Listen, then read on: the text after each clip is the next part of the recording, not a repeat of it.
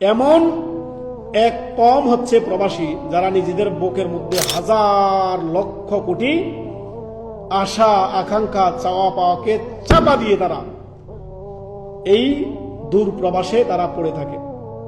সকলের চাহিদা মিটিয়ে নিজে অপূর্ণ, সকলের চাহিদাকে পূর্ণতা দিয়ে নিজেই অপূর্ণ থেকে যায়, তার নাম হচ্ছে প্রবাস। বহু কষ্টকে বুকে চাপা দিয়ে থাকার নাম হচ্ছে প্রবাস। সন্তান সন্ততি পিতামাতা স্ত্রী পুত্র এই যে পুরো আপনার নিকটাত্মীয় ছেড়ে প্রবাসে আপনার কষ্ট করে থাকার নাম হচ্ছে প্রবাস।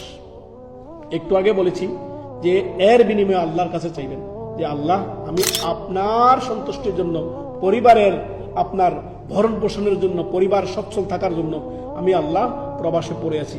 কার না চায় সন্তানকে নিয়ে আপনার দুবেলা খাবার দাবার খাওয়ার? কার মন না চায় যে বাবা মায়ের সাথে থাকার? কার মন না চায় যে স্ত্রীর সাথে আপনার বসবাস করার? কার না মন চায়?